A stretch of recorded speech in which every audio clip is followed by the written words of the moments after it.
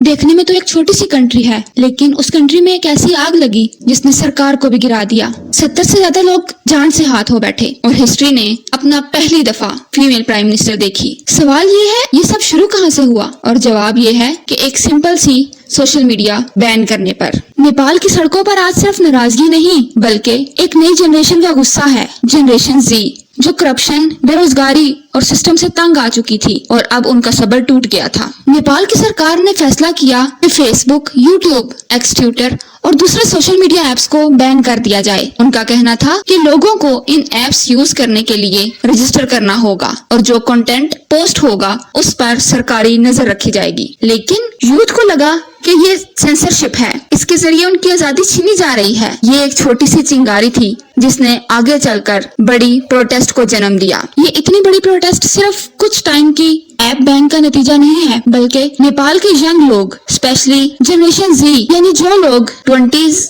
Years के अंदर वाली जनरेशन में मौजूद हैं, बहुत अरसे से गुस्सा महसूस कर रहे थे। उनको लगता था कि करप्शन हर जगह है, इनइक्वालिटी यानी अमीर और गरीब के दरमियान गैप बहुत बढ़ गया है और नेपोटिज्म यानी सिर्फ सिफारिश और फैमिली बैकग्राउंड वाले लोगों को आगे बढ़ने का मौका मिलता है। ये सब प्रॉब्लम्स ऑलरेडी ही उनके अंदर फ्रस्ट्रेशन को बढ़ा चुकी थी। फिर जब सरकार ने सोशल मीडिया बैन किया तो उनको लगा कि अब तो उनकी आवाज ही दबा दी जा रही है। इसी वजह से उन्होंने प्रोटेस्ट स्टार्ट किया। ट्वीट्स और पोस्ट वायरल हुई और आहिस्ता आहिस्ता से ये प्रोटेस्ट पूरे मुल्क में फैल गया। अब जब प्रोटेस्ट ज्यादा बढ़ गया तो लोग सिर्फ नारा लगाने तक नहीं रहे, उन्होंने सरकारी बिल्डिंग्स जला दी, हत्ता के पार्लियामेंट बिल्डिंग पर भी अटैक हुआ। सरकार को लगा कि अब सिचुएशन कंट्रोल से बाहर है, इसलिए उन्होंने सिक्योरिटी फोर्स को भेजा और वहां पर पुलिस और आर्मी ने टीयर गैसेस, रबर बुलेट्स और लाइव गोलियां चलाई। इससे बहुत ज्यादा लोग जख्मी हुए और कई लोग जान से हाथ हो बैठे, यानी peaceful protest Aahista Aahista violent हो गया। अब जब प्रोटेस्ट इतना बढ़ गया कि नेपाल के prime minister AP Sharma Oli पर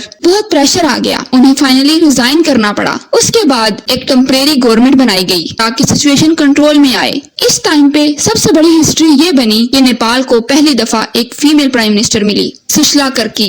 इस प्रोटेस्ट और वायलेशन की वजह से नेपाल की इकोनॉमी बहुत बुरी तरह हिट हो रही है। बिजनेसेस बंद हो रहे हैं, लोगों की दुकानें और रोज के काम अफेक्टेड हो रहे हैं। टूरिज्म ऑलमोस्ट रुक गया है, टूरिस्ट आने से डरने लगे हैं। इससे जॉब्स खत्म हो रही हैं और इनकम भी तकरीबन रुक रही है। और तो और इसका सोशल लेवल पर भी बहुत इम्पैक्ट पड़ा है। लोगों का कॉन्फिडेंस टूट रहा है, कोई नहीं जानता कि हमारे मुल्क में कल क्या हो जाए। इंस्टेबिलिटी बढ़ गई है और लोग फ्यूचर को लेकर डरे हुए और कंफ्यूज हैं। इन तमाम सिचुएशंस के बाद नेपाल में कर्फ्यू लगा दिया गया था, लेकिन अभी नेपाल के हालात थोड़े काम हो रहे हैं। जो कर्फ्यू लगाया गया था वो कई एरिया से हटा दिया गया है। कुछ सोशल एप्स वापस खोल दी गई हैं, जिसके जरिए यूथ थोड़ा रिलैक्स हुई है। अब एक टेम्परेरी गवर्नमेंट चल रही है जो मुल्क को चलाने की कोशिश कर रही है। सबसे बड़ी बात यह है कि नए इलेक्शन शेड्यूल हो चुके हैं और गवर्नमेंट ने रिफॉर्म्स करने का वादा किया है, यानी अपने आप में सुधार पैदा करेगी। नेपाल की प्रोटेस्ट की असली वजह सिर्फ सोशल मीडिया बैन नहीं थी, ये तो बस एक चिंगारी थी।